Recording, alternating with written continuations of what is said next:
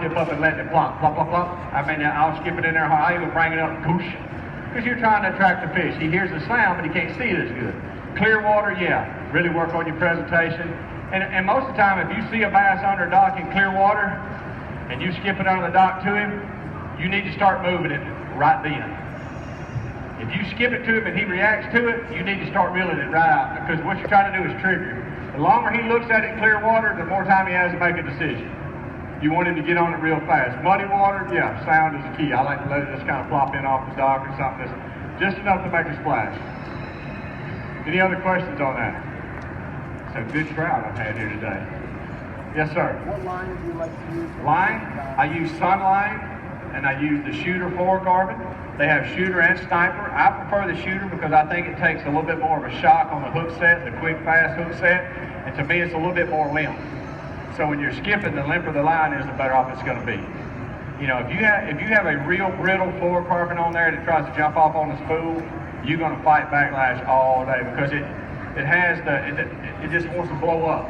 It will not lay on the spool very smooth at all.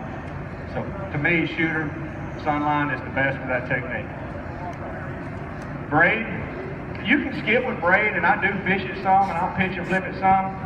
You have to be a little careful with braid because braid has a lot of wax on it, and it wants to stick into the spool.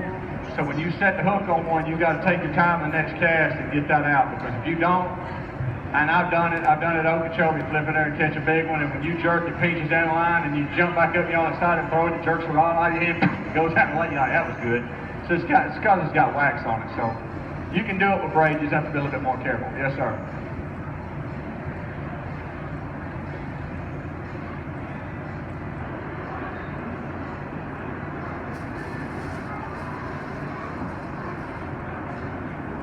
He's asking me, do I use braid for moving baits and all that? For like a swim jig, absolutely.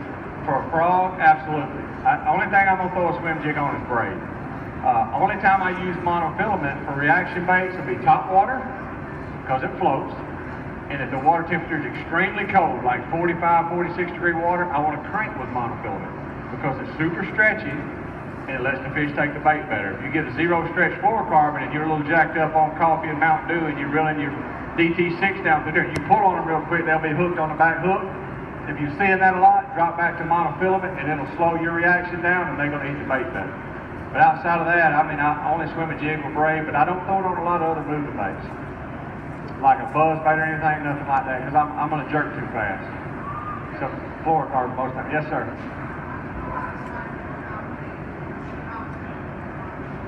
Great question. Jim was asking, how do I know when to put down a bait that you're so confident in and move on to another one? That's a day-to-day decision. You know, that's one of them deals that each situation is different. I tell everybody that as soon as you start to doubt it, and here's the key with that. That could be 5 minutes, that could be 2 hours and 55 minutes. But the first time that doubt sneaks up on that left shoulder and goes, hey, I don't believe this is going to work, I'm gone. I'm gone. Because what that is it's self-doubt.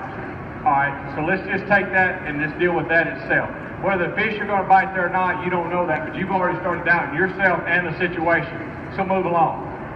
So to me, I say sit very confident in the pocket, wherever you're at, whatever you're doing, sit confident in it. But the minute that doubt creeps in, be done with it. Move on to the next bait. And some days it takes a long time to get that where you don't feel like it's going to work. Yes, sir.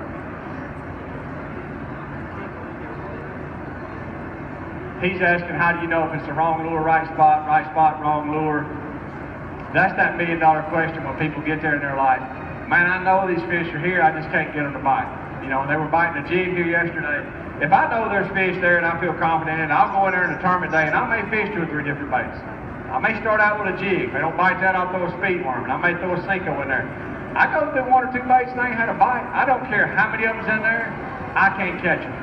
And I have to tell myself that. No matter how many fish is here or how many you know is here, if you can't catch them, girl, they're no good to you. And I struggle with that because I would leave places knowing that there's fish there, but I would also sit there sometimes knowing they were there and just burn down, not ever catch them. You know, even if you can see them on your screen, if they're not biting and they're not active, you can only do so much, and then you have to kind of bail out on it. So, you know, you kind of balance that is, if you can't catch them, you know, give them 1 or 2 choices. my marshals always hear me say, I say, hey, I'm not begging them to bite, son. This is my party. You get one invitation. If you don't get in, I'm leaving. You know, because I feel like by the time you sit there sometimes to wait for them to bite, you might have could have went somewhere where the fish are already aggressive and bite. You know, I may know they're there and I may fish there an hour and leave, and I may come back in 2 hours to check them, and then I may come back in 2 more hours and check them, but I'm not going to sit there 5 hours. I'm just not going to do it. Yes, sir.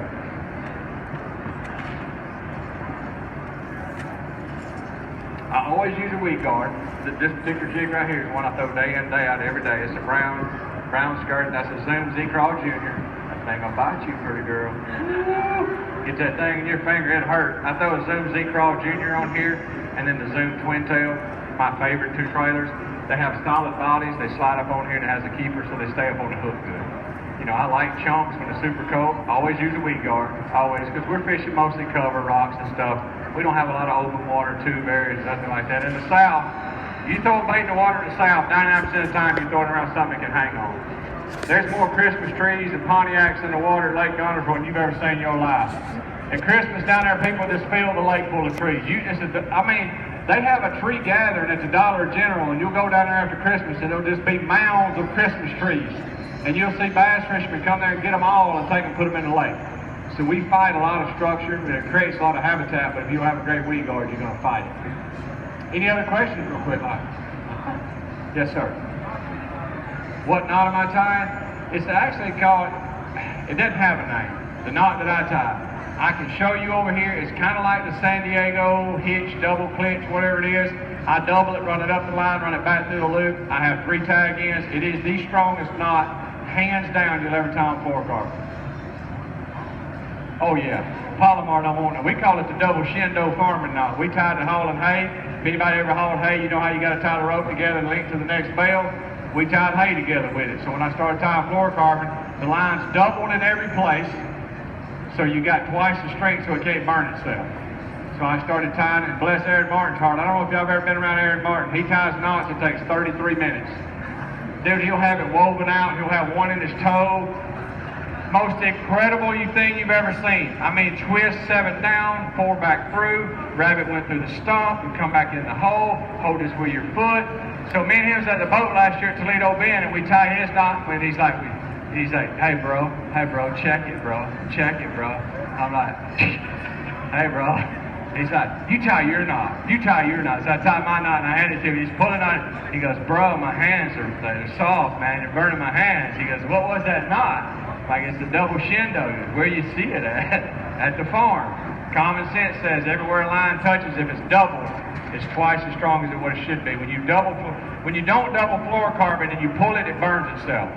That's the main reason it breaks. It burns itself. So you just try to double it up. I'll show you if you want to when I get done. It's super simple and even hard to learn.